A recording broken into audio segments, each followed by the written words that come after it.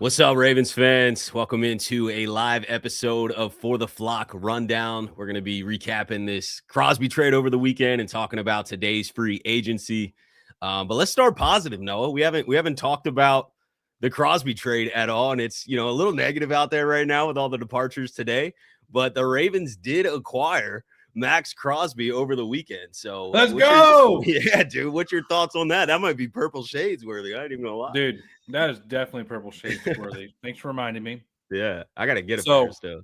This is our first show since the this is our first For the Flock rundown show since the Max deal. So thanks for reminding me to bring out the purple shades because, yes, dude, if this doesn't say I'm going all in for Super Bowl, I don't know what else does, Ryan. Never in franchise history, like you mentioned, have they ever given up a first-round pick, and they don't just give up one first-round pick. They're like, nah, dude, we're going 2 first-round picks. And how long has it been since we've been just begging for a dominant pass rusher to come in? Just somebody who you're like, man, I trust this guy to get after it on 3rd and long. Or you're in the playoffs, and it's 3rd and 15, 4th quarter, man, you need to stop. You need someone to get pressure. I mean, we talked about it, Ryan, but so many times this last season, quarterbacks just way too comfortable, could not generate a 4-man rush to save our life. We had to dial it up, the blitzes. And then when we did dial up the blitzes, they weren't all that effective, if we're being honest. So now we get a defensive-minded head coach, Jesse Minter, who was already going to elevate this unit.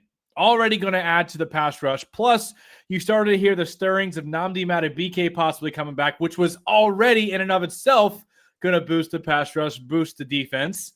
And then on top of that, to put the icing on the cake, you bring in a top 5 dominant pass rusher in the prime of his career, only 28 years old. Plus, these pass rushers are still playing good until they're mid-30s. I mean, Khalil Mack's 36, just signed a 1-year, $18 million deal. So here we go. Max Crosby. I still can't believe it, bro. I still can't believe it that we actually pulled the trigger. Because, Ryan, we've been talking about it. We've been like, dude, I think I said it in the last live. I said, let's put all the chips on the table because we basically, in my opinion, have like a 3-year window with Lamar Jackson still in his prime, like peak athleticism for a quarterback as the best dual threat quarterback in NFL history, plus Derrick Henry still under contract for 2 years. So I'm like, dude, let's go all in, man. Let's try to capitalize on this 3-year window. And the Ravens, I think they have the same mentality, and you can see it because they're doing things they've never done before. And here he is, Max Crosby, officially in purple and black. Man, is that going to look good on Sunday Night Football in the All Blacks too. Dude, crazy, bro. I'm with you, man. It's like excitement, shock, and really helps like the negative news today, watching everyone depart. Like I think people are quickly forgetting that we made the biggest move we've ever made in franchise history. 2 first-round picks, never even traded one. And you get a absolute game wrecker, not only just getting to the quarterback, but also blowing up the run. I mean, arguably best run defender in the league, and then top 5 pass rusher in the league. He's 28, turning 29. You're going to get his prime here. I'm sure they even like rework a deal. You're not trading up you're not giving up 2 first-round picks to not keep him here for a bit. So, I mean, Max Crosby is going to have a new era, new run in a Ravens uniform, man. I can't believe it either. It definitely changes the entire defense and helps the secondary a ton, helps the offense, which we're about to talk about, all the departures that the offense had today and the holes that are over there right now. But this helps everything. This gets the ball back to Lamar and the offense more often. This, keeps other teams to lower scores. This gets to the quarterback fast, so the secondary is not struggling as much. Yes, dude. I mean, it just solves everything, really. Yes. And people like this aren't available. It's just the reality of it. You can't acquire a talent of Max Crosby's level. That's like trying to go get Garrett or something. It's just like it's dreamland, I've floated it around for 3 years now. Like, hey, like every offseason, I'm like, this would be smart, but unrealistic. You know what I mean? And then boom, bro, Friday night, it happens.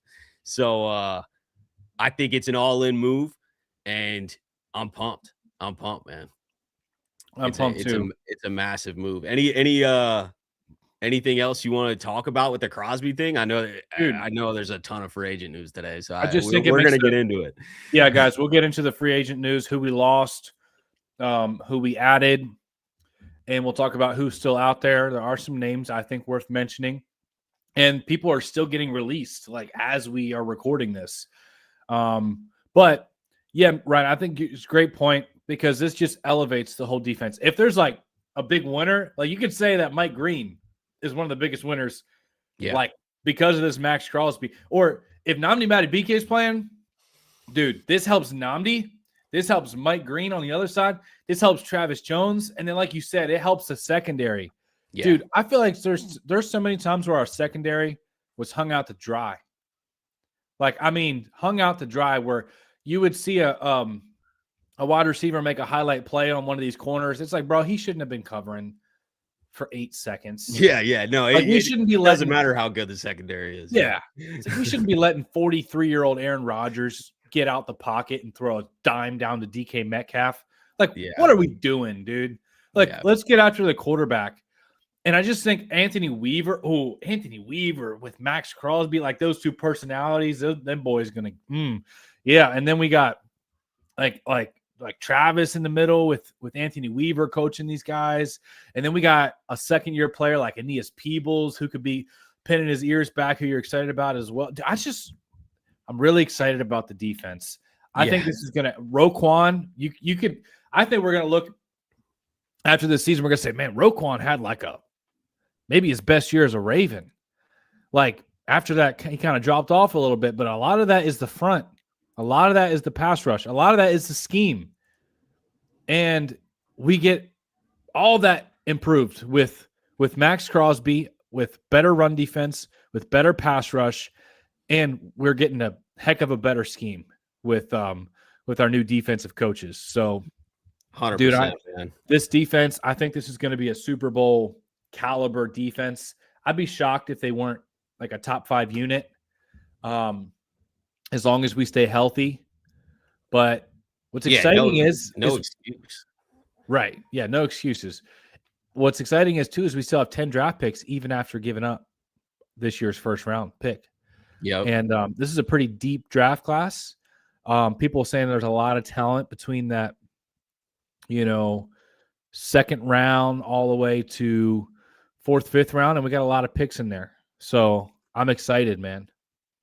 Yeah, I'm pumped too, man. Thank you so much to XXTXTXTXX gifting 20 Flock Rundown memberships. Thank you so much. And also for Blair, member, with all our former players now gone, was this to clear up cap space since we were under 20 million due to the Crosby signing?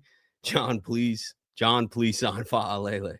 I think the cap conversation is a big debate right now because so many people are wondering if the Lamar extension's like secretly done or not since all the tweets on Friday. Here's the facts. We have to clear, because we don't clear any cap by our free agents leaving. They were already off the books. So we have to be under the cap by Wednesday at 4:00. That's the fact of it. Right now with the Crosby deal and the John Simpson signing, we're like almost -30 if you just want to go off the reported. You know what I mean? So a massive amount of cap is being cleared. You guys can read between the lines and think and see if we're waiting on a Lamar Jackson extension announcement or not. It's got to be, bro. Yeah, I completely agree. We do have some breaking news, so we'll start there real quick. Just happened. Our Darius Washington also to the Giants. Wow. Yeah. Giants are becoming the new Chargers, bro. Dude, speaking of the Chargers, we had another one go there today. But what's your thoughts on our Darius gone? We'll go down all the free agents too, but let's start with the breaking news since this just happened. That's a bummer, bro. Yeah. I mean, it's not like, does this change your defense? No, because he didn't really play a lot last year. But man, I was really hoping that he would be that number 3 safety to get on the field more. First of all, depth. Second of all, those dime packages, getting more DBs on the field. Third of all, I love the way our Darius Washington plays. He flies around like a chicken with his head cut off. He's super physical, but he's also very instinctive, like really, really instinctive. Reads the field well. So, that hurts. What I thought hurt even more was the other guy that went to New York, bro. Yeah. You want to talk about it? Yeah, we'll go there. Let's talk about it. There. The other guy who went to New York, Isaiah Likely, 3-year, $40 million contract, which is the same number as Mark, by the way. Yeah. Mark was 39 point something. So we're talking like a couple $100,000 difference, but $13 million a year for Likely, who also goes to the Giants. Actually, we had 3 guys go to the Giants. We'll talk about the other one after this, but Harbaugh is taking a lot of guys over there. I know he's not the GM, but there's no way they're all just flooding over there out of coincidence. You know what I mean? I think this is a John Harbaugh's either like fighting for them to the Giants GM, or he's talked to them and promised some opportunity. It is interesting though. It does kind of debunk like a little bit of like a lot of players not vibing with Harbaugh or what's going on, because you got our Darius going over there, you got Isaiah Likely going over there, you got Jordan Stout going over there. Like there's a lot of Ravens headed over to the Giants with Harbaugh. Yeah, the Isaiah Likely one hurts. It doesn't hurt as much today for some reason, because I already kind of thought it was going to happen. Like this one is the least shocking of a lot of these departures today. But what's your thoughts, man? The fact that he's paid the same amount as Mark Andrews is what bothers me. That's what, like, out of like a lot of people are grilling Eric DeCosta right now for losing the guys and losing Tyler. So first of all, man, I don't want to bounce around too much. We're talking about Likely. Yeah, it's all good. It's all good. We'll get to it all. This is what I'm most. If there was something I could criticize Eric DeCosta over, like legitimately, I feel like it would be signing Mark Andrews to the same deal that Isaiah Likely got. Like as far as AAV, they're making the exact amount of money. Who messed up there though? Like what if, and I sorry to interrupt, I'll let you finish. I just wanted to add something to that, because we were trying to sign Likely and he said no, like he didn't agree to that number. Do you think we just offered a lot less and we didn't rise, or he thought he could get more on the open market and he just went because of opportunity? I think that him and the agent might have thought they could get more on the open market, realized, oh, that's pretty much what the Ravens were willing to pay. Yeah. But regardless, Eric DeCosta didn't have to jump and sign Mark Andrews. He could have let them both hit free agency. Yeah. They could have felt out their market and been like, Likely, what are they offering you in free agency, my brother? I'm willing to make you tight end 1 here. What's your offer? Okay, I'll match that. They could have had 2 guys they could have been talking to, let them both hit free agency, but instead we let. I think this is really bad, Ryan. I mean, Isaiah Likely, in my opinion, I'm higher on him than most people are, but this was like the one guy on offense that was showing up in the clutch moments, and the one guy on offense that was consistently showing up in the playoffs. I mean, if it wasn't for Likely, we wouldn't have had a shot in that divisional game against the Bills. That sliding catch. You can think about the plays he made against Pittsburgh in the playoffs the year before. You can think about, we could have been in the playoffs because of Likely's 4th and 13 catch or whatever he made.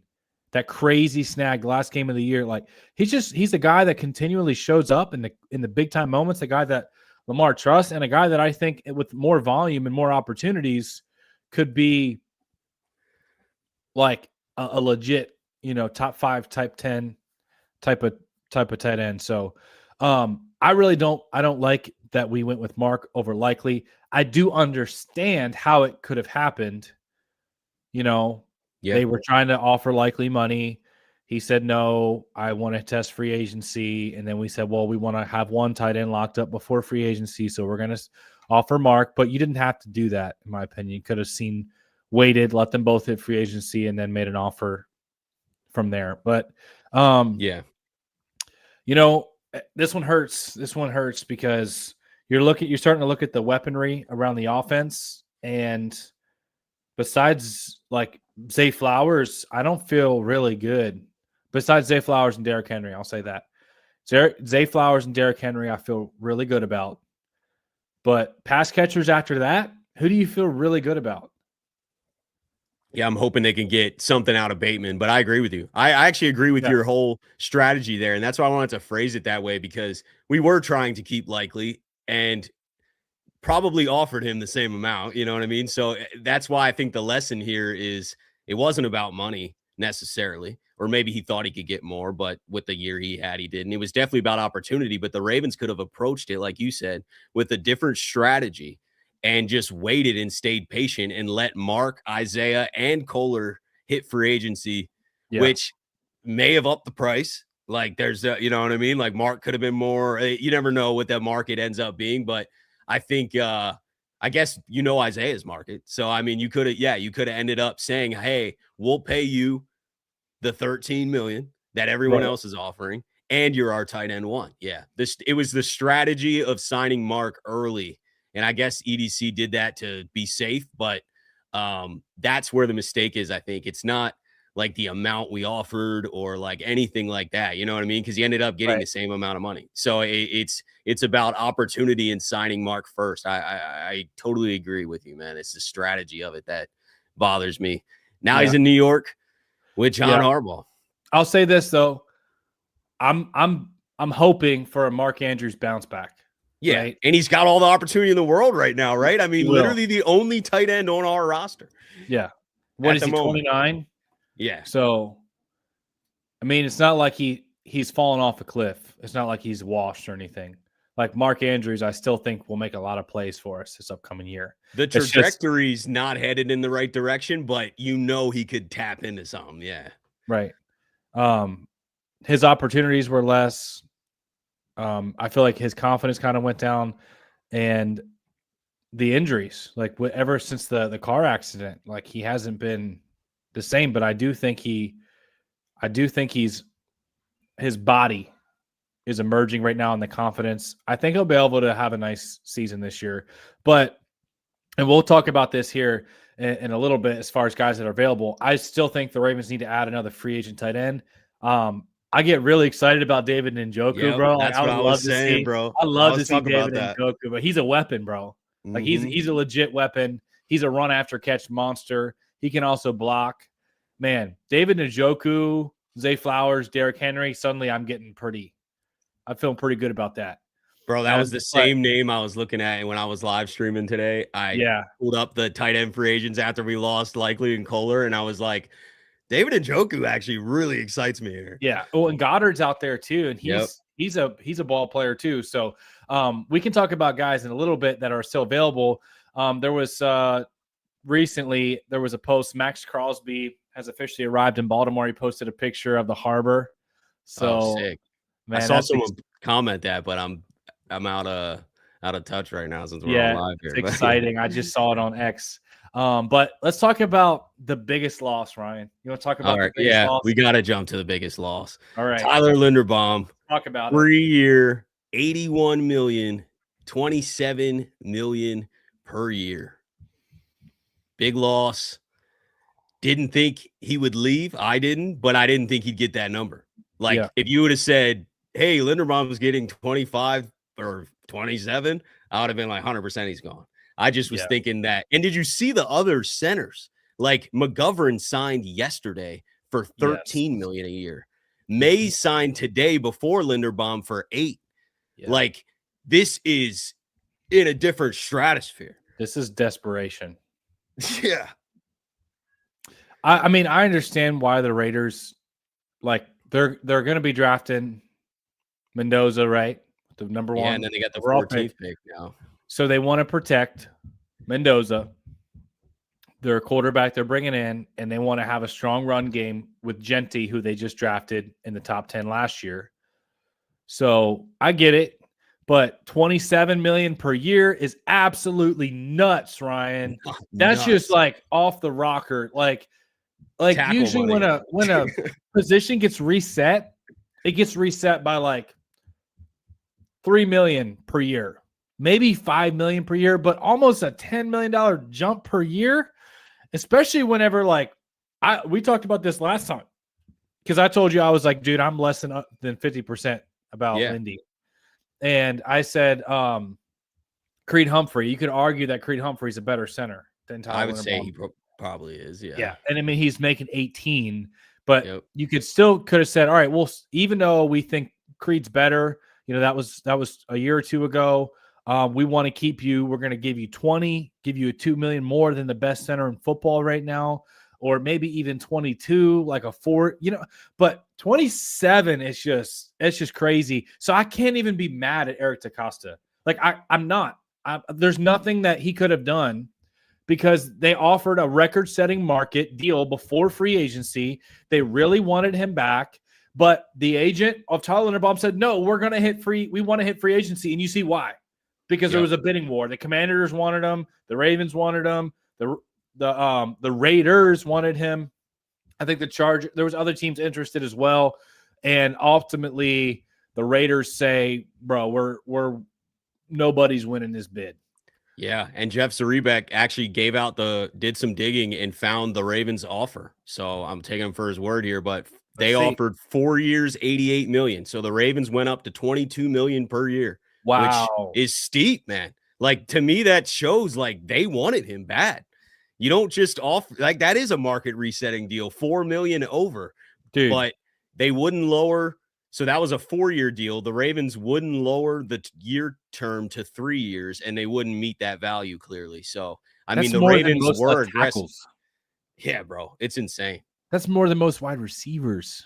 It's insane. I can't believe he got 27.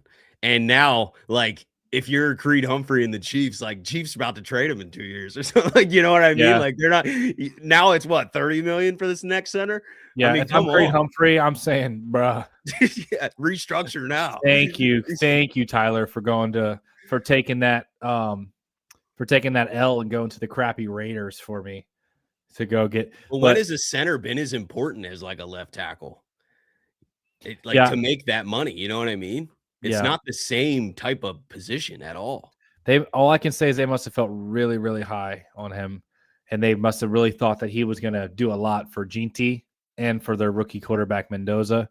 So, like I said, I understand why the Raiders would want to do it. They had a crap ton of money, plus they just cleared like all the money from Crosby as well. So they didn't money wasn't a big issue for them. Plus, they're going to have their rookie quarterback for the next on the rookie contract for the next 5 years. Hopefully, Mendoza works out.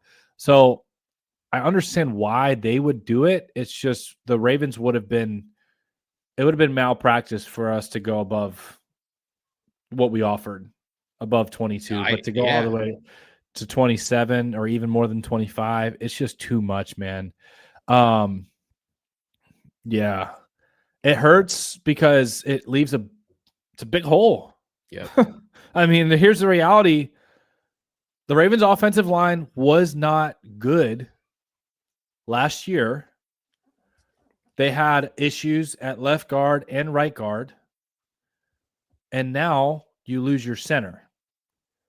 So we can talk about who they did sign if you want to next. I can pull that up too. Yeah. Well, let's get to the super chat real fast. Yeah. She's been sitting here for a while. Maji with the 10, appreciate you. D gets elite players, offense gets crumbs, if even that. How many times do we have to see this movie? We can't get a wide receiver 1 or high end 2 and at least one high end O lineman in the draft. 89, always unreliable. It does feel like we just were talking about. I mean, there is a hole on the O line right now. There's no doubt. But I also think it's too early. We got to see how the roster plays out and what the moves have. And it's too early to just say this is the same old movie because I don't know how this offensive line looks in September. And I also think it's important to point out that this new coaching staff deserves a chance to get the best out of whoever is there before we're just even some guys that were there last year before we just write off and say that Bullock doesn't have a chance to develop or Emory Jones Jr. isn't going to leap and win a job or Voorhees doesn't even get better or whatever, you know what I mean? Whatever it is, Roger Rosengarten takes a leap. Hopefully this new coaching staff, Dwayne Ledford on the O-line can bring more out of guys, but I totally get the frustration. I mean, at this moment where we sit right now, it does it feels like we got some serious holes and we don't have a lot of pass catchers and like we didn't make a lot of moves on offense. Our defense kind of stacked. Offense is looking like it has some holes, but I just think we should TBD a tiny bit until September. But what are your thoughts, Noah? Like, for overall on the offense? Or just this super chat. Yeah, just basically the movie's playing out over again where we're not really adding a lot of resources to the O-line. We got worse on the O-line. We didn't add a top receiver. Yeah. Yeah. I understand the concern. I do. I just think from a Ravens front office perspective, they're thinking that the offensive issues were more so, well, we had Lamar hurt for a couple of games. We didn't have a lot of continuity. Our offensive line coach and our overall offensive coaching took a big step back. A lot of players didn't develop like we thought, but we're bringing in a brand new scheme, and we got Lamar, we got Henry, we still got our left and right tackle, we still have our wide receiver one, we still have our tight end one, and Mark Andrews. And I understand, like, I said I wanted Likely over Andrews, but we also just can't gloss over the fact that, like, let's look at the numbers, bro. Like, Isaiah Likely had 307 yards last year with 1 touchdown. Mark Andrews had 422 yards with 5 touchdowns. So he's been more productive, and you could say, opportunities and stuff like that, but their snap percentage was pretty similar. And Mark Andrews has put up better numbers than Likely, even though I did want Likely over at Mark. So, like, I understand the concern, but let's see what they do with the 45th overall pick. Let's see if there's anyone else available via trade. Let's see what else Eric DeCosta has up his sleeve.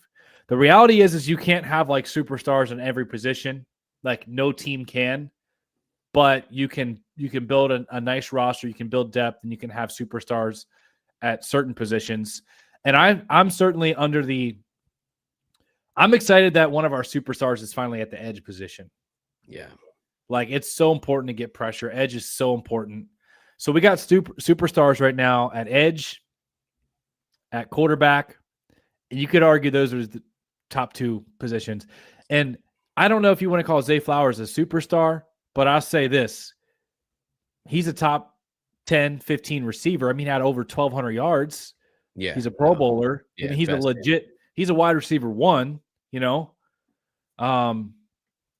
So Henry, Kyle Hamilton. Yeah, I think there's a lot of resources, but I do get, the fear, I guess, of like, oh shoot, we just regressed on the O-line. Because I feel that too. But let's get into what you were gonna bring up earlier. And we did make one small addition, I'd say. I mean, maybe 10 million a year is not small, but I think this is a like mid signing. It's not like blowing anyone away. I don't think it's moving the needle in a substantial way. But John Simpson, who has played left guard, has been here before, so on the Raiders for a bit, recently on the Jets, has pretty much always played left guard. So I would imagine he slots in there. And just my quick thoughts too, because I talked about this earlier a lot, but I think it's like a C+. Like I'm not like ecstatic, but I think it's like a safe floor move, if that makes sense. Like, it's a comfortable depth option, but it's not moving the needle for me like in a substantial way as like, oh shoot, we got a beast left guard. It's not like Vega in the draft or something. Like, it's a little different than that, but he's 28 years old, heading into his prime here. I feel like we are going to get his best years. Hopefully this new coaching staff brings the best out of him, and maybe he doesn't even win the job. Maybe he's competing. 10 million a year makes me think he's going to win the job, but I'm just saying it's not a bad guy to throw into the mix and compete, but it's not like, I'm not like ecstatic about the move. Yeah. But I'll say this, Ryan, and I believe we agreed on this, but the last few weeks, what I've been saying is you just have to add at least one average to above average starting guard in free agency. But that was under the impression that we kept Tyler Linderbaum. Right. Yeah. And I would have felt really good about the offensive line. So I'll ask you this. Is John Simpson an improvement from Daniel Falele and Andrew Voorhees? Yeah. To me, it's absolutely. Like, I think that's a guarantee. I think John Simpson's better than. So here's the thing. Without a shadow of a doubt, everyone would agree that we just improved at the guard position. Yeah, right? I agree with From that. I where don't we think were. it's substantial, but I do agree with It that may not be 100%. substantial, Yeah. but definitely an improvement Yeah. from where we were at a guard position. Yeah. And I would say right now, no matter who we get, we downgraded at center, right? So we got a little bit better at left guard, and we got worse at center. To me, that kind of puts our offensive line similar to where it was last year. And you could give it maybe a little bit of a boost because you're bringing in Dwayne Ledford, who's consistently everywhere he coaches has a top 10 unit, and you get excited about Declan Doyle and what the coaching staff is going to do with the offensive line, but you need more work. This offensive line needs more work, and there are some guys still out there in free agency, and there is a lot of guys in the draft. Yeah, the draft's got a lot of interior depth. A lot of interior depth. Center, mid-round center options. Yeah, no, I agree. I'm comfortable with the signing. I'm just not like over the hill about it, but like, I texted you. I was me. like, I said I don't like it for 10. I would have thought maybe 8, like a 3-year, $24 million deal. Let's see what the cap hit is. Maybe the cap hit's 3. You know what I mean? Yeah. Like, I have no idea. And maybe it just looks nice and fluffy like this. Maybe the first year is only guaranteed like $9 million guaranteed, and then the 2 back years are like backloaded and non-guaranteed. So we'll have to see what it looks like. But I like the center out of Florida. I'd be interested to target him in 2nd or 3rd round. I think his name is Jake Slaughter. Oh, yeah. Yeah, I did a mock draft when I was live today, and I got him in the 4th round. Really? Yep. And then there's some guard options there. Emmanuel Pregnan from Oregon. Who's the other guy that's been around that area too? We can look at some draft options later, but you want to talk about some more guys that we lost? Yep, let's get to it. I'm going to run through these super chats real quick because we got 3 or 4 stacked up here. Just want to keep up with them. Maji again with the 2. Thank you. Oh, it's too early. It's year 9 with the same holes. All right. Well, I mean, it's a fair argument right now, but let's rediscuss this in August, September-ish, and see what this O-line looks like. But yeah, at the moment, not putting the resources to the O-line. I feel you. Daniel with the 2. Appreciate you. Had to do my breaks. Did I miss anything? The only news we broke on here is our Darius Washington to the Giants was what happened probably only in the last like 4 hours. That's the most recent news, right? I mean, we haven't had news in a little bit here today. So our Darius to the Giants is probably the only thing you missed. Maji again with the 5. Zay is not a wide receiver 1 on any other contender. Bateman not even a wide receiver 3 on 1. Simpson is a flag magnet coming off a career worst year, career high in sacks. Any response, Noah? I appreciate the super. I just don't agree. Yeah, I think we'll see. Zay Flowers I think I'm not that I disagree with everything on here. Yeah. I disagree with the fact that Zay Flowers isn't a wide receiver 1 on any other contender. I'm telling you what, if Zay Flowers is on the Chiefs, he's still wide receiver 1. If Zay Flowers was on the Bills, he's still wide receiver 1. If Zay Flowers was on the Chargers, all these contenders, the Patriots, that all these guys.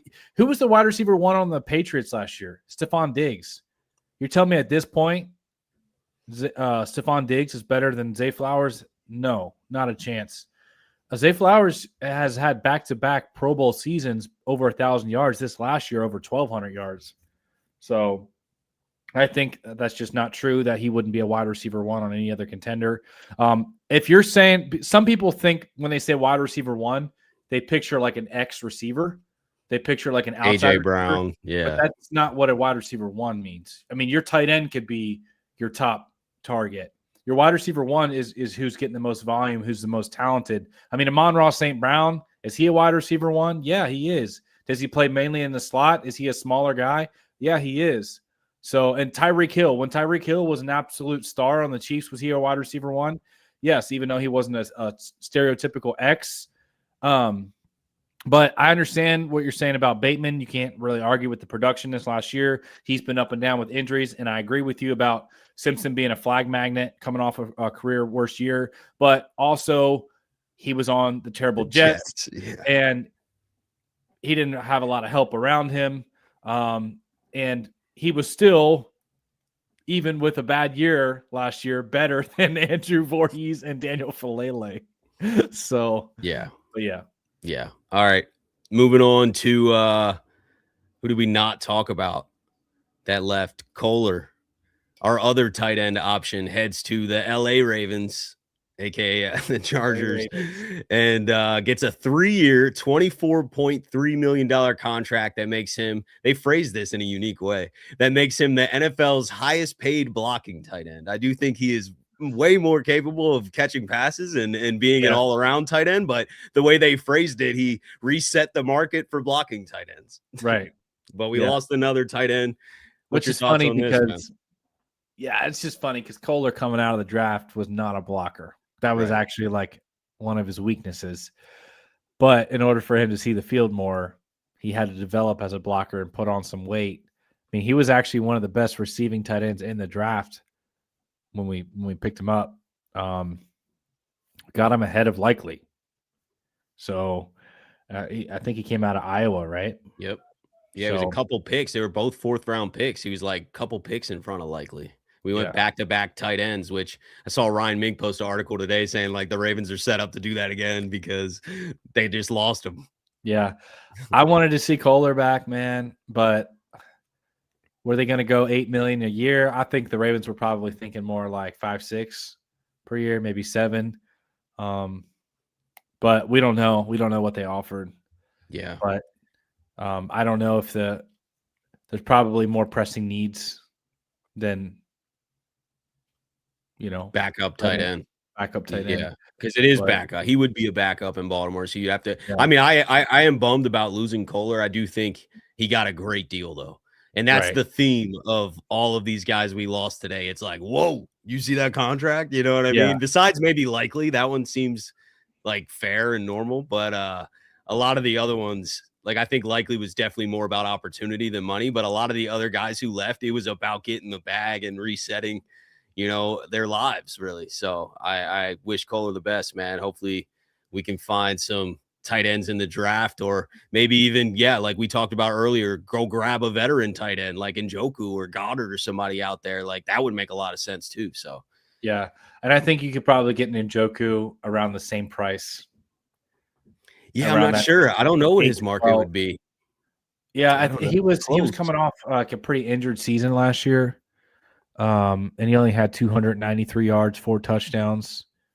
So, I mean, the year before that, he had 64 catches, 500 yards, 5 touchdowns. The year before that, he had a pretty monster year, 882 yards and 6 touchdowns.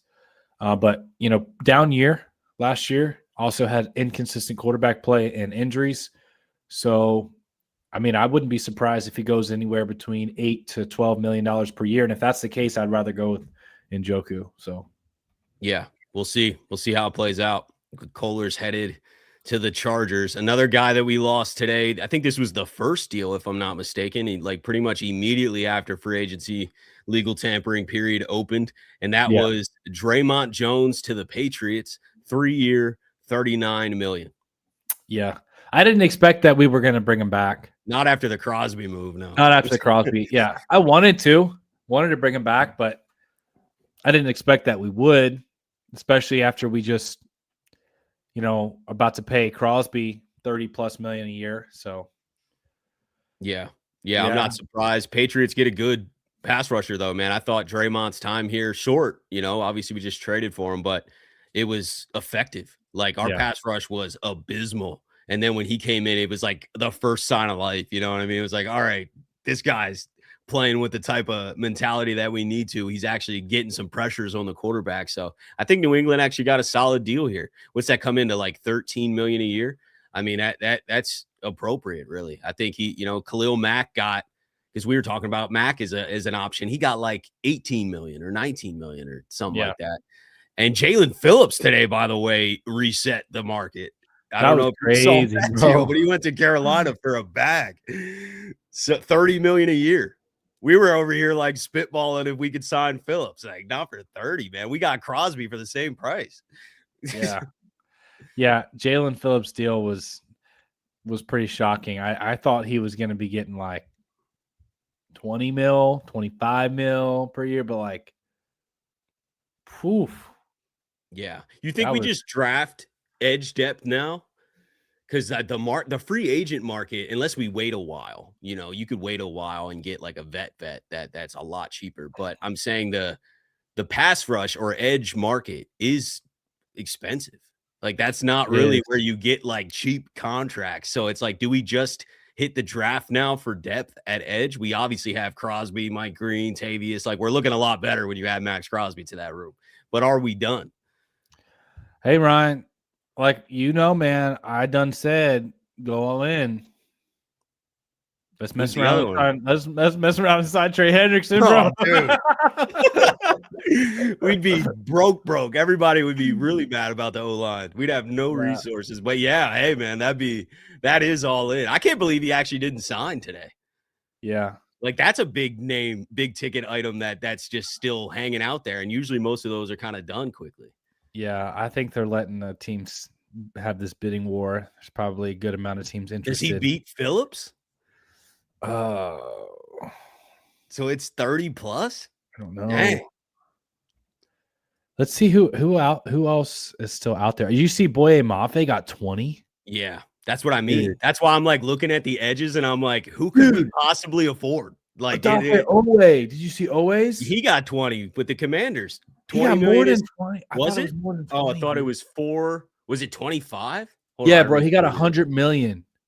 4 years. When I saw Odafe Owe getting 100 million, I said, no, I know he got the bag. Was it 4 or 5 years? I tell you what, I'm finding it right now. I think it was 4. I just reposted it. Odafe Owe, he's got to be thinking. It is 4, 25 million a season. Yeah, he's got to be thinking Jesse Minter in that Chargers defense. He's got to be thinking that he got out of Baltimore, because if he would have finished the year in Baltimore with 3-4 sacks, he's getting Draymond Jones deal right here. Yeah, exactly. But instead he goes for 100 million. I mean, that's life changing. That's life altering. No, yeah, the Commanders I think struck out on a few and went shopping for Owe. I mean, yeah. I'm looking at it now, $68 million guaranteed. Owe to the Commanders, 4-year, $100 million. Yeah, that is that is insane, bro. Well, let's talk about who else is out there at edge, because while we're on the edge topic, we got Trey Hendrickson. He's expected to get 25 a year, but we'll see, because that makes sense, because Owe and Phillips are in that range, and Trey's a little older. Joey Bosa still out there. I'd be intrigued by that one. He wouldn't cost as much. Arnold Ebiketie was a guy that a lot of people wanted the Ravens to draft. He's been productive for the Falcons. Kayvon Chaison's an interesting name. He's a really effective speed rusher, was very good for the Patriots this last year with some big sacks. If you want to go like another vet, Cam Jordan's out there too. Yeah. And I believe I think Cam Jordan was released, so he wouldn't cost a compensatory pick. He's always been like connected. I feel like he's always kind of bonded with some Ravens too. Maybe it's just because of the Mark Ingram relationship, but he used to always just be like showing love to Baltimore. Yeah. I wouldn't mind bringing back Clowney, bro. Clowney had a nice year last year. Yeah, that someone like that makes a lot of sense. I think, because that would not break the bank. No, we're obviously in tight when it comes to like edge money, because we just got Crosby. Yeah, but I mean, Max Crosby, Mike Green, Tavius Robinson. We got Adisa Isaac. Who else am I forgetting, Ryan? I think that's pretty much it from like potential starters, and Isaac's even like a project, because like Jabo's a free agent, so he was in the mix, but he, we'll see where he lands. Malik Ham's like practice squad guy. Yeah. Could be forgetting somebody, but I really think that's it. I think it's like those 4. So I think we add to that room, but it definitely could be in the draft. It's not the end of the world if we draft a guy in the 2nd or 3rd round to add to that room. I mean, Max Crosby getting put in that room makes everyone feel a lot better, I'm sure. Oh, yeah. You know what I mean? And we'll just let the other guys dog it out. We got 2 more guys we haven't talked about here. Let's do it. This one's not as crazy, but a little surprising. And that is Jordan Stout becomes the highest paid punter in the NFL and also goes to the Giants. So you got Jordan Stout, Isaiah Likely, and Ardarius Washington all in New York with John Harbaugh. And Jordan Stout gets paid, man. The Ravens obviously did not want to make him the highest paid punter. I doubt that they just didn't want him. I mean, they drafted him in the 4th round. He just had his best season. Yeah. But they probably didn't want to reset the punter market with him, is my guess. Hey, Ravens can call up Noah from For the Flock, and I'll take like 100,000 a year. That's penny. All right, can you kick? I mean, that's below vet min. I mean, what's vet min, like 800,000? Yeah, it raises, so I'm not sure. Like $1 million now? Yeah, I'll look it up right now. I can kick a ball 50 yards. I can put a ball 50 yards. But no, for real. I mean, yeah, I'm not worried about this. When I saw some people that are upset, but like punters, like the least of my concerns. I think they'll grab a couple of the guys undrafted, have them battle it out, and we'll rock and roll. There's also some vets out there that they could sign. Townsend's probably the top punter still sitting out there. But yeah, I mean, at this point, do the Ravens even want to spend money on a punter? They might just be like, hey, I agree with you, man. I don't know if it's worth resetting the punter market. I don't think that position is like, I mean, it is important, but it doesn't make or break your team by any means. So giving out the highest punter contract in the league is steep. Yeah. But yeah, that one. And then another one that he hasn't went anywhere yet, as far as I know, since we're live. But the Ravens did not tag Keaton Mitchell. Yeah. So they could have tagged him with the original tag, which is $3.5 million, which makes him a restricted free agent. So they get to match any offer. And he basically stays. You know what I mean? At that point, people don't even offer him contracts usually. Right. Or we could have 2nd round tendered him, which was $5 million. I know why we didn't do that. Like, obviously, that's a lot more. And, you know, it's just not a usual route unless you have a big name guy. But their decision to not tender him at all and make him an unrestricted free agent. He actually tweeted earlier. He was like, ooh-wee to this news, but I can't find it anymore. So he must have took it down, but I did have it in the live. But what's your thoughts on this? The Ravens kind of moving on in a way here. I mean, surprising. Surprising. The only thing I can think of is maybe they thought, man, we can sign him for like $2 million. But you know, which would be cheaper than the tag, save a little bit of money. But obviously they don't view him like a lot of us view him. They must view Justice Hill clearly above him on the depth chart. And we'll see if what he gets on the market. But I would have loved to have seen Keaton Mitchell. I thought that maybe with the new coordinator that he would have been excited about a speedy running back, especially with some of the more zone type of runs that we're expecting.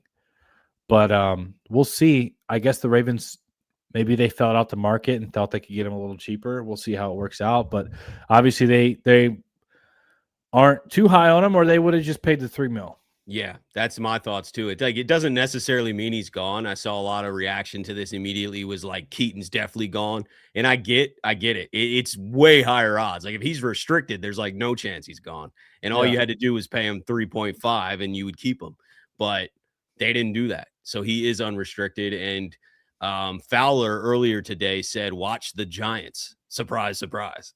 Right. So that would actually be surprising because Harbaugh, you had to beg him to get him on the field. I know, right? Having him as inactive. Yeah, it makes you think like, is Harbaugh just learning from mistakes, or like, it makes you think there's like more to that, right? Because there's so many guys heading to New York with John. All right, you don't hate him. I understand Stout, like because he's like a big special teams guy, wants to wants to play good special teams. I understand wanting to bring Stout over. And they offered him the biggest contract in the NFL at Punter. Yeah. So. I understand our Darius Washington because of like how hard he plays and like how he came up as an undrafted free agent, and like Harbaugh likes those guys that put their nose to the grindstone and go. I was a little bit surprised about Likely going to the Giants. But hey. Yeah, they got Greg Roman over there too. Yeah. I don't think he's the coordinator, but he's on the staff. So interesting situation. A lot of guys going over there. But yeah, Keaton's not gone yet. I mean, I haven't seen any news that he's signed anywhere, and I check constantly. Yeah. So I think, he's still in the mix. It's just the odds went down, though, substantially from being a restricted free agent to an unrestricted free agent. I mean, he gets to completely test now. Yeah. Let's get to some of these super chats, too, that were stacked up here. MG, appreciate you with the 2. Why didn't we keep D-Hop? Isn't he an elite wide receiver 1? He was at some point. I actually loved D-Hop on this team last year. He was another guy that just didn't get enough volume, in my opinion. I'm not sure why we didn't keep him. I mean, I guess it was because we ate some dead money because his contract voided. Him and Tylan Wallace's contracts both voided, and we have to pay dead money for their contracts, which to me doesn't mean we can't bring them back, but it's just less likely, right? Because you would get the extension done and not eat the dead money. So it does seem like Wallace and D-Hop are gone. Right. Yeah, they probably are. I'd like to see him back, but he didn't get enough volume, in my opinion. Like when he was on the field, he got the targets, but he really wasn't on the field a lot. Yeah. I saw someone earlier say that Tez is better than Bateman. And I just want to address this because I'm seeing a lot of Ravens fans saying this. Bro, I like Tez. I'm excited about Tez. And I hope that Tez turns out to be like a legit wide receiver 2, the vertical threat that we all thought he would be. But, I mean, he's now had 2 seasons with opportunities, and we haven't seen much. I mean, and we can't just say that he's better than Bateman. I mean, Bateman is proven. Bateman, I mean, he had in 2024 756 yards and 9 touchdowns. I mean, that's proven in the NFL. The talent's obvious. I think the talent's obvious if you can get him motivated and get him the ball. You know what I mean? Like find a way to get him the ball and he'll be engaged. I think the talent's there. Bateman is good. And Bateman, he's like the same age as Zay Flowers. He's still really young. And there's a report out there if you want to talk about that as well. I mean, that Bateman is available via trade. Yeah, where's that coming from? I think I saw it from Jordan Schultz. Let me look up Rashad Bateman real quick. I did see it, but unless this is my take on it, unless Bateman is demanding to leave, I think you don't trade that contract. So if Bateman does want out, then very fair. It's Jeremy Fowler is who reported that. Reputable. And he just said he's coming up in conversations as a receiver that is potentially available. Yeah. But you don't move from Bateman unless he's demanding out. Hollywood asked out, kind of wanted out. We honored the request and got it done when the time was right. If Bateman's like wanting out, then you probably honor the request. We want guys here who like want a ball for the Ravens and are motivated to play. Right. But if it's not that, and he's just like, hey man, I want more opportunity in this offense. Well, we didn't bring any wide receivers in. I think he's going to have that opportunity in this Doyle offense. And the talent is there to have another 24 type season. So that's kind of where I'm at with it. I do not want to trade Bateman unless he wants out. Then yes, move on. Yeah. He's on such a good, like you said, good contract, like a steal of a deal. I just wonder, like, what do you think he would get? Not like much. What, like a fifth? If that. Yeah, it's not it's not much value. It's because his production has been lower, so there's really like no incentive for the Ravens to trade him here. Right. Besides him not wanting to be there, that'd be the only thing, and I haven't heard that from him.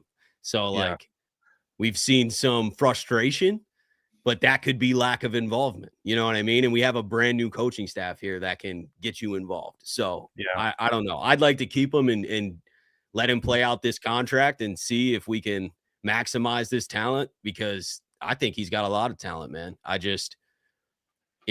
rather hold on to him unless we have to move on. Yeah. Be more. Thank you for the 5. Regardless of who it is, it's way easier to help a struggling center than it is to help a struggling guard. Let's see how it plays out. I agree. If you put talent around, like, that's why center has never been the most valuable position. It's actually like the least valuable position. Right. I mean, you need a smart center. I'm not saying you need a good center. There are good centers and bad centers, but it is not the most important position. And as of right now, we haven't put a lot of resources to the O-line, so it's hard to say that, like, we'll be fine. But I also think we could hide it. I just instantly, when you were like, it's not the most important position, it's like, I totally agree. But then I totally remembered, and whenever Lamar Jackson had the ball thrown over his head in the playoffs and then got concussed. No, that was Macari. Yeah. Do you remember whenever? But Linderbaum did that in the Buffalo game, week 2 in the playoffs, when Lamar went back and fumbled and Von Miller took it all the way back. Macari was playing guard. Week 2 Buffalo, Linderbaum snapped that over his head. So then both of his centers have snapped the ball. They've both done it. Yeah. Both in the playoffs too. Yeah. So that's just fun. That's just great. Insane. Yeah. Yeah. Let's just throw the ball over our quarterback's head and get him concussed. Yeah. So hopefully, whoever the next center is, let's just not throw it over his head in the playoffs. Snap accurately. Yeah. Travis with the 5. Appreciate you. Love the Crosby trade. Definitely hurts to see Likely go, but Ravens know how to produce good tight ends. But we have to get protection for Lamar. Yeah. I think that's like the theme of the live, man. Like, we're hyped for the Crosby trade. It's a game-changing, franchise-changing trade, but we need to put resources to the offensive line, especially after Linderbaum's departure. I think we can probably draft and get some solid tight ends, maybe even hit free agency and add another piece or two. But O-line is biggest hole. Yeah. Lawrence with the 2. Appreciate you. 6 sacks got Owe $100 million. Yeah, I think he ended up with 7 during the regular season and 3 in the playoffs. Great year with Minter. And then most he ever had in Baltimore was like 5, right? No, he had 10 the year before. That's why I thought he was going to break out. He finally hit double digits. You're right. But I think the year before his contract year, he had 10. I thought he was going to get 12 to 15. I was like, guys coming off a 10-sack season in a contract year. Mike McDonald. No, it was Orr's first year. 2020. It was 2 years ago. Yeah. You're right. For some reason, I'm thinking that was with Mike, but it was with Orr. Orr's first year, Owe got 10 sacks, and then contract year last year, most of us are like, this dude's going to break out in a contract year. We were thinking like 15 sacks. Yeah, like think Matt Judons or Darius Smith. Like, all these guys explode when there's money on the line, and Owe had 0, and then we traded 0 with Baltimore. And now, hey, man, he got the bag, $25 million a season, 4-year, $100 million, 68 guaranteed. Yeah. Sheesh. Yes. Appreciate you, Travis, for becoming a member as well. Much love. But yeah, I mean, we don't have any more guys to go over. I don't think we cover everybody. I believe we covered everybody. So we lost. Let's go. We lost Linderbaum, Stout, Lindy, Stout, Likely, Draymond. Yep.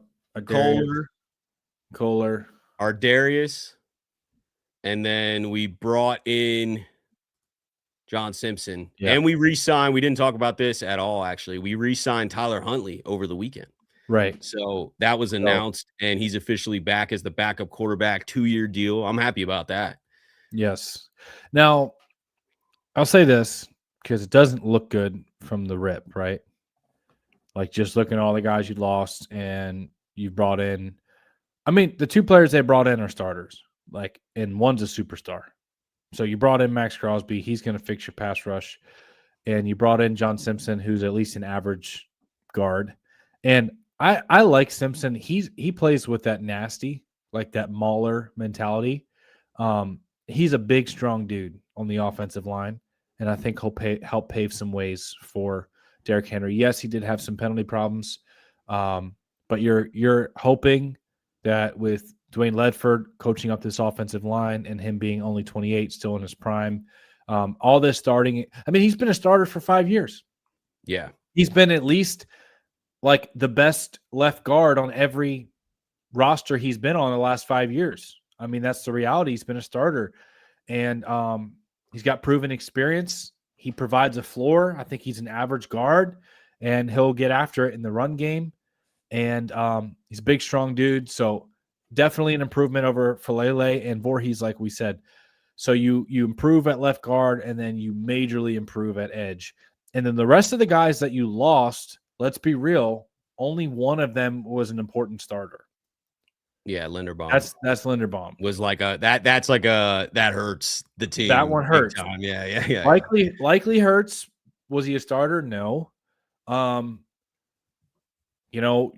Mark Andrews and Kohler were getting more snaps than he was. Kohler hurts a little bit, not a like deal breaker in my opinion. I'm not worried about Stout leaving, like the punter position. AD didn't play a lot last year. He was a depth guy. Draymond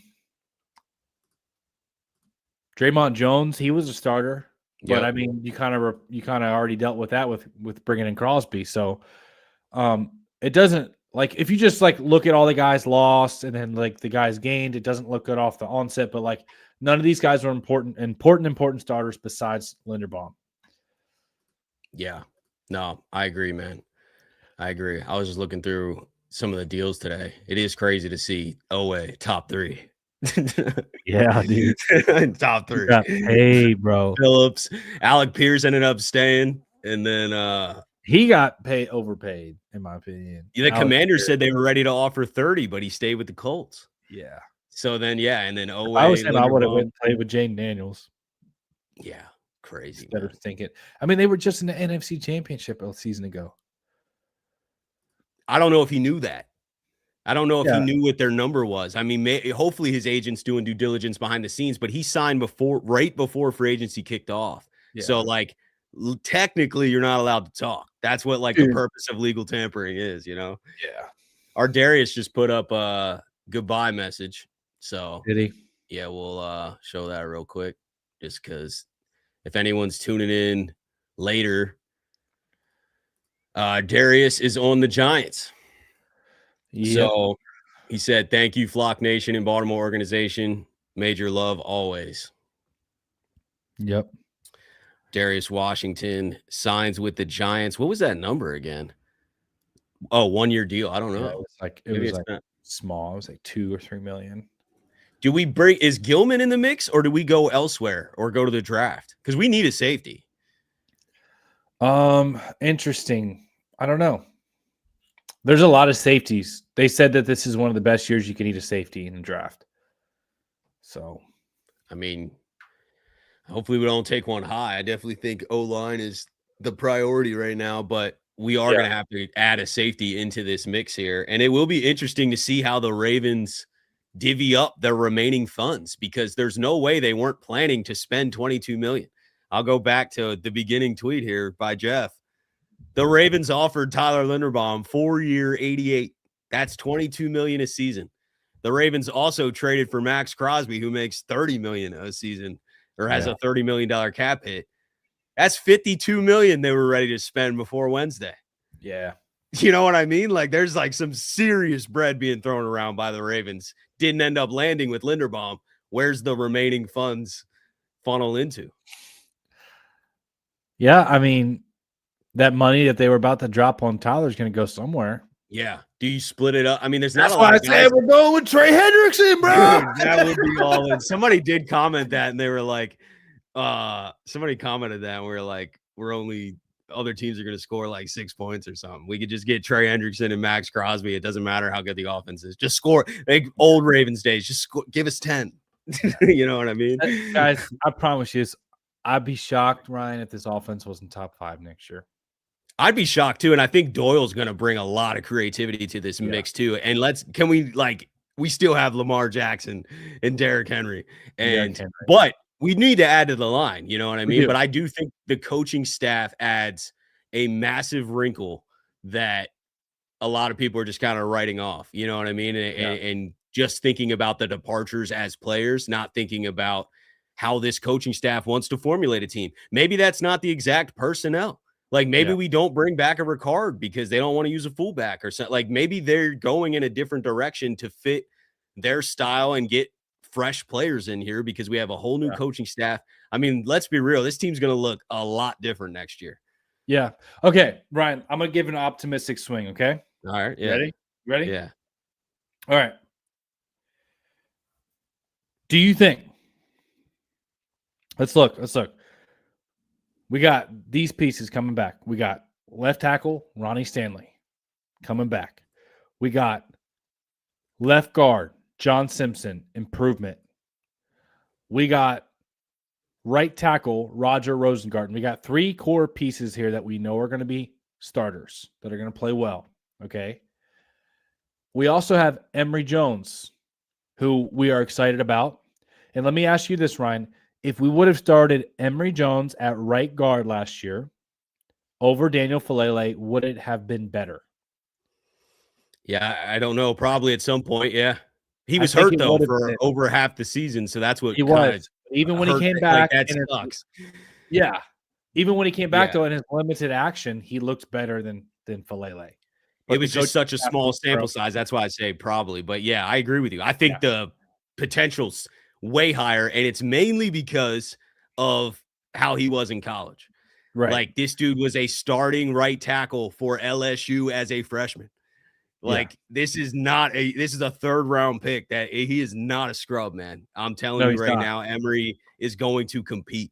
And whether he wins the job, to me, depends on how much competition we add to that room. But, like, I would lean towards him probably winning the right guard spot because that's his side. I don't think we're moving John Simpson, right? Just because he's been starting in the NFL at left guard for so long. I think John Simpson, you can write him in pen for left guard. Left tackle taken care of, left guard's taken care of, right tackle's taken care of, and then you're going to let Emory Jones and Andrew Voorhees compete for right guard, and whoever else. And that's going to be an improvement from wherever you were last year because Daniel Falele was terrible at right guard. So if we look at it that way, that pretty much we have improved everywhere else on the offensive line except for center. You know, just throwing it out there. We're going to regress at center, but that doesn't mean that the entire O-line regresses with new pieces and a brand new coaching staff. Like, I just don't want to underrate the fact that Dwayne Ledford is one of the best offensive line coaches and run game coordinators in the NFL. Right. That's who's on our team. And we're going to have a creative, innovative offense with Doyle, who has no film out there, by the way. Like, nobody knows what this is exactly going to look like. The Ravens are heading into week 1 with a massive advantage because you have no idea what they're bringing. We're not going to show our cards in the preseason. You have no idea what the Ravens are going to look like week 1 in September. Yeah, it's going to be a total surprise. Total surprise. Do you want to talk about some guys that you'd be interested in signing, or where do you want to go? Yeah, let me pull up I'm going to pull up the remaining free agents. I was looking for, like, because it's moving so fast. I was looking for a list that, like, wasn't way out of date. Let me see. Spotrac might be the best place, actually.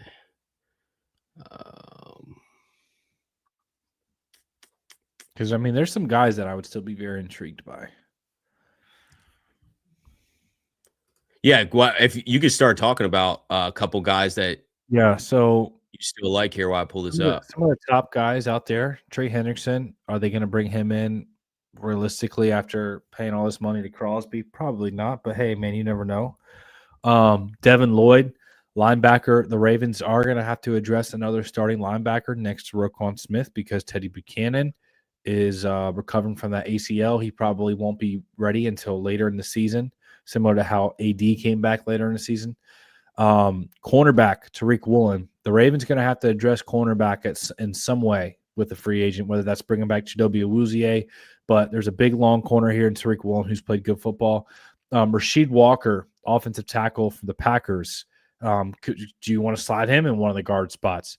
Tight end, Chiga Nwankwo, athletic tight end, alongside of David Njoku. I'd be excited about Chig, Njoku, Goddard, one of these other tight ends to bring in another weapon for Lamar Jackson and a guy who can block. Wide receiver Romeo Doubs would be a good wide receiver too with Zay Flowers. I don't know how much they'd be willing to pay, but another safety who's available, Kevin Byard.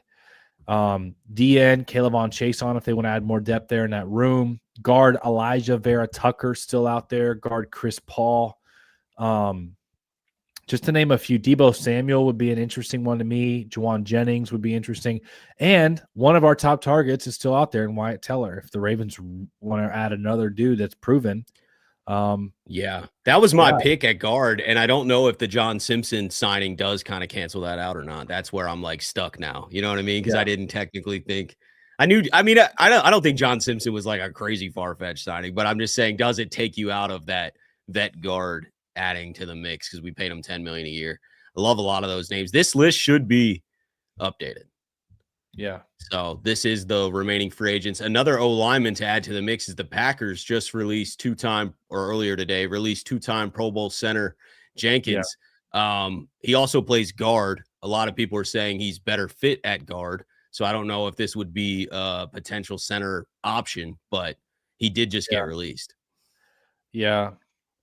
Another name I would be intrigued by is Luke Fortner.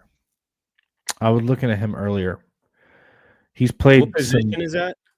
Center. Oh, okay. Let me Luke go to the Fortner center. Played for the Saints. He's they projected have Jenkins here already too. Yeah, he's projected. And Cushenberry. Cushenberry is interesting. Jenkins is interesting. I believe Cushenberry and Jenkins were both released, so they wouldn't take any.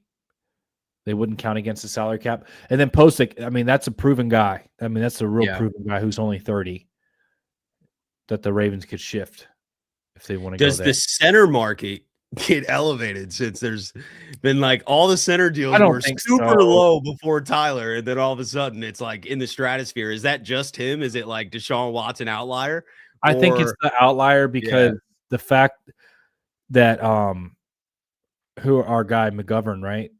Yeah, for $13 million, but that was before Linderbaum. I know, but you're gonna look at Creed Humphrey and McGovern and some of the other centers, and you're gonna say Linderbaum was an outlier. That's what the hope would be if you're trying to bring in one of these centers. I agree too. I don't think it's a bad idea at all to add a vet to this mix and draft.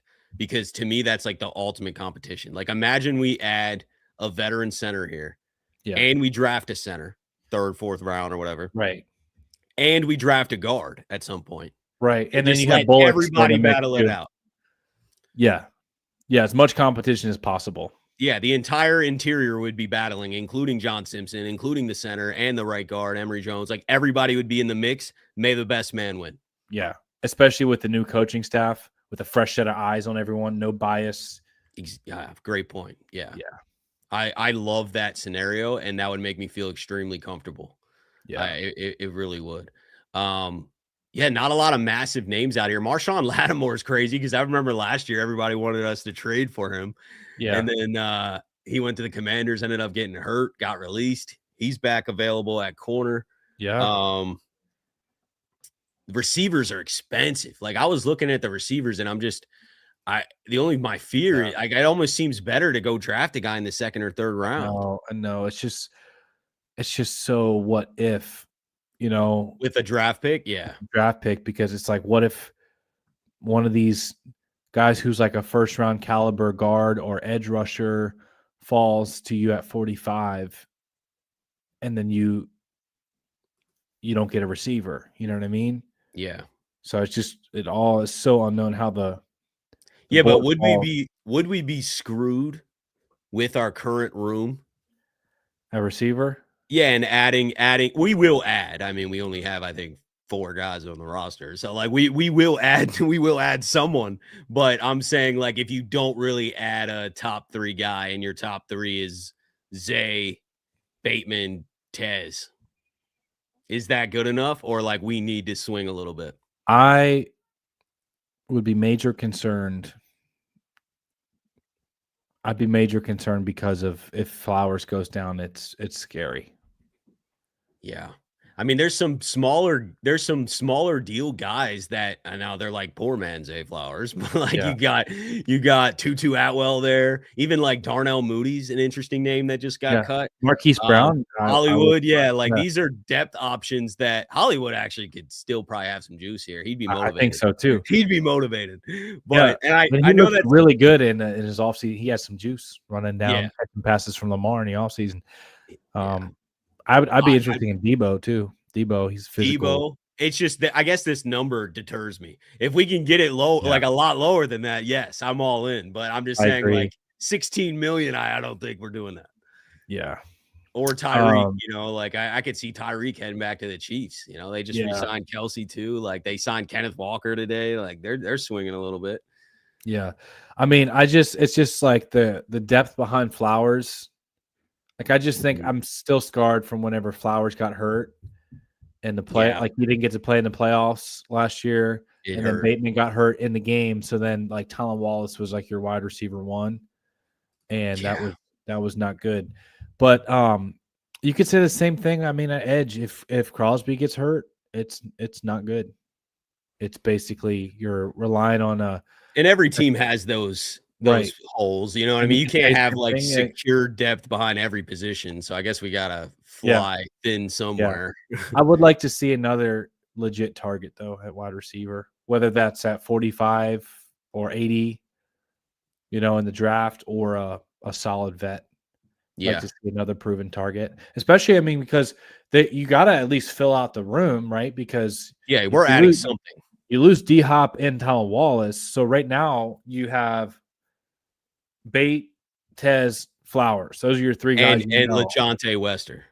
And Wester. If as long as he makes the team. I think he will, just because he's so you at least gotta have two other dudes. Yeah, 100%. I mean, we got Dayton Wade like on the practice squad, but we need to add some proven juice to that room. I completely agree. I don't know how big of a swing you take. I think it's probably a depth move, a smaller deal, and draft. Yeah. But someone needs added. Yeah. 100%. We got another super chat here I want to get to. Bro, if Denzel Boston's at 45, I'd be excited about that. Dude, this receiver class is so deep. I promise you someone falls to 45 that we're like, how's he still here? You know what I mean? But will the Ravens swing at receiver in the second round? Historically, they've let a lot of good second round receivers they didn't draft them, like George Pickens, I remember, was there. AJ Brown, DK Metcalf, like these guys were all in the second round, bro. No, Michael Pittman, like Rashee Rice. Like, I mean, there's just like endless. Obviously, that one has a little bit more baggage, but I'm just saying, like, there's an endless amount of second round receivers that really panned out, and we haven't taken a swing. So definitely possible to take a swing here. We got a super chat from the Gift. Appreciate with the 10. Crazy twist, Lamar Jackson to the Raiders for the number 1 pick in the draft. Nah, I'm against it. That would be a crazy twist, though. I agree. But that would be. We're keeping Lamar. Lamar's here for a long time, man. But that would be insane. I think the Raiders are in full rebuild mode. And we are obviously not. Good luck, Tyler Linderbaum. You know what I mean? But if we would have been trading Lamar, he would have been part of the Crosby package, and they would have been sending Crosby and picks for Lamar. Yeah. 100%. Appreciate all you guys tuning in, man. Live was going crazy tonight. A lot to talk about, obviously. Anything else on your mind, bro? Did we get all the supers? I believe. Let me double check, though. No, we did not. We got more coming in. My fault. I missed a couple. Antonio with the 2. Appreciate you. Trade Bate for Brian Thomas Jr. I have been seeing that. That floated around that he's available. But then the report came out that the biggest and I don't know how valid all this is, but the report said that the biggest offer they got was for a 5th round pick. Yeah, that seems really weird. He's a 1st round guy. It's weird that the Jags won out. He's got 2 cheap years left on his rookie deal. What are they doing? He's a stud. Yeah. So I don't understand. I don't understand. Antonio, I would do Is there that. something off the field? There's got to be something off the field. I don't know. I would do that trade. Just don't know why the Jags want to get rid of him. If they want to get rid of him, maybe they were just kind of floating it out there like, hey, we're not going to extend him. So, like, can we get a first round pick? And then the best offer comes back as a 4th or 5th, and they're like, no. You know what I mean? Like that makes sense. But just to like give him away, he's got 2 years left on his rookie deal. Like, no money. It's not that. You know what I would give up for Brian Thomas Jr.? A second? I'd give up Bateman and a second. It's. I know. I thought he was worth at least a second, and they're like, "Oh, we got a fifth round offer," and I'm like, "That don't even make sense." His rookie season, Ryan, 1,282 yards and 10 touchdowns. Yeah, like 10 touchdowns as a rookie, bro. Insane. He averaged 14.7 a catch, and then the next year, he has 700 yards. 2 touchdowns, and still averages over 14 yards per catch. And that's only in 14 games that he had 700 yards. I mean, I don't understand why they would want to get rid of Brian Thomas, why he would even be available. I don't know if he is. I think they were shopping just to see if they could get some like massive offer. Yeah. I'd give up Bateman in a second. Then we would have no first or second round pick, but I don't care, bro. Imagine Lamar Jackson, Derrick Henry, Zay Flowers, and Brian Thomas Jr. Brian Thomas Jr. is that X receiver, by the way. The height, weight, speed. 6'2", 209 pounds. Hell of a move if we acquired him somehow. I just don't know how realistic that is. Thank you, Steve, as well with the 2. He also said the same thing. Trade Bateman for Brian Thomas Jr. from the Jags. Yeah. So we got 2 super chats saying that if he's available, I am all for that, man. And I'd be willing to part with more draft capital because he's young. That's like taking a receiver in the 2nd round, but you know it's going to work out most likely unless there is some hidden issues that we're not aware of, but it doesn't make much sense. How weird is it though that we aren't going to be picking on Thursday night for the next 2 years? I mean, we could trade back in, but you know what I'm saying though. Like as of right now, that is going to be so weird. We've never had that situation. Yeah, it's different. This is why I'm like, okay. So we talked about this last week, Ryan, but I was like going through the Rams, all of their first round picks. They only made like 1 first round pick in the last like 10 years. And I was like, the Rams won a Super Bowl and have been in the playoffs a lot. I was like, are the Ravens willing to try something different? Give up some first round capital for some stud players? And especially with the window they find themselves in. I mean, Lamar Jackson's about to be over 30, bro. Like it feels like yesterday when we drafted him, but like 9 years, you do start to lose speed at some point, and some of your athletic gifting starts to wear down. And obviously Derrick Henry is defying the odds, but Derrick Henry is also like a workout warrior. But it's very obvious that they think they want to get the most out of Lamar Jackson's prime, the few years that he has left with the athletic prime.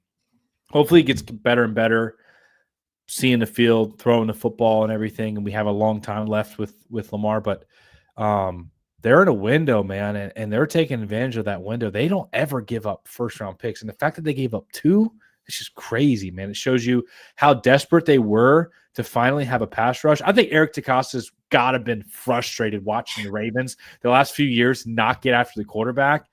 Like, every time you think it'll work out, like, Owe will take a big jump, or you think, it just hasn't. Everything you've tried just hasn't. The Ravens haven't had an elite pass rusher since Terrell Suggs, man. Yeah, and I just think he got tired of it. And when Max Crosby, a generational dude, is available, he pulled the trigger. So, yeah, well worth it. Well worth it in my opinion too, man. You just can't get a guy like that. We're not drafting a guy like that at 14. They just don't exist. You know what I mean? So that's a future Hall of Famer, man. He's gonna be on in a Ravens uniform for years to come. I'm hyped. Also another guy we haven't really talked about too much that's still available. I would not be against, me and Noah both talked about this. I would not be against re-signing Awuzie. I don't think it would cost an insane amount, and he had great production. That would be a great depth option. It's like a floor option at corner again. You know, you're like, okay, like I feel comfortable if he has to go out there or if he's out there. For sure. I just feel good about it. Yeah, Awuzie played great for the Ravens last year before the injury. Yeah. Yep. Anything else, bro? Anything else, guys, you want to talk about? I think we're caught up on supers. Been going an hour and a half. I've been streaming almost 6 hours today, which is insane. I've been putting in work today. He's like, bro, let me get off of here and rest. I've never streamed that long in my life, bro. But I was like, we got to bring in free agency. And when we were talking about streaming the draft, and now it's like, well, we don't have a pick on the first night. I know. Could do day two, maybe. Boring draft for us, but you never know. They could. We're picking 14th in the second round. It would not be that crazy to trade back into 30 or 31 at the very end of the first round if there's like someone they really love. You know what I mean? I don't think that that's insane. Yeah. You're only moving up 15 spots. You're not going to have to give up everything. Yeah, I agree.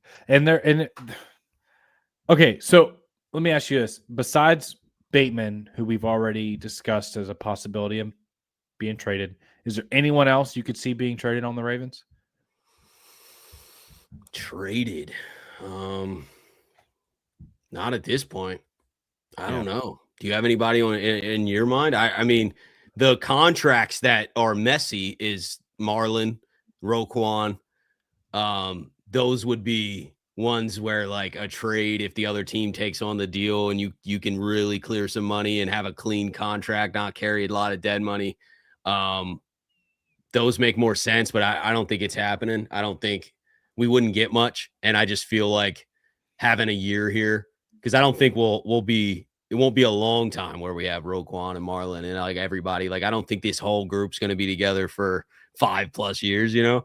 Yeah. So I think this year our defense is going to be stacked, man. Like, we're sticking with it, and we're going to have a stacked defense. It's already stacked.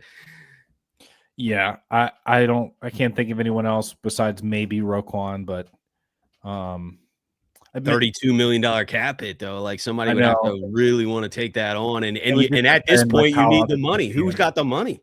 Everyone just spent their bag. You know what I mean? Like, even the teams with money can't do it. That's a big cap hit. Yeah. So the Ravens would have to probably absorb some of it, and it depends like how if people still see Roquan like a top 5 linebacker, you know, maybe they would be willing to do it. But, dude, I tell you what, if the Ravens signed or traded for Brian Thomas Jr., bro, I'd be so fired. Dude, I don't know why. That'd be so sick. I agree. Yeah. I agree. When I saw that the best offer was a 5th, I was like, you got to be kidding, bro. Like, I'm calling all day. Offer a 3rd, you know, like, just beat it. But I guess they would need to really want him gone, though. That's why I think this is a scenario where they potentially float it out there, put it out in the agent sphere and say, hey, are we getting any bites? Is anybody like giving us a 1st or a 2nd and a player or like something a lot, you know, a big offer? And the fact that they didn't get it, they're just going to hold on to him. But it does kind of tell me that he probably won't get extended there. So I could see him bidding free agency in 2 years.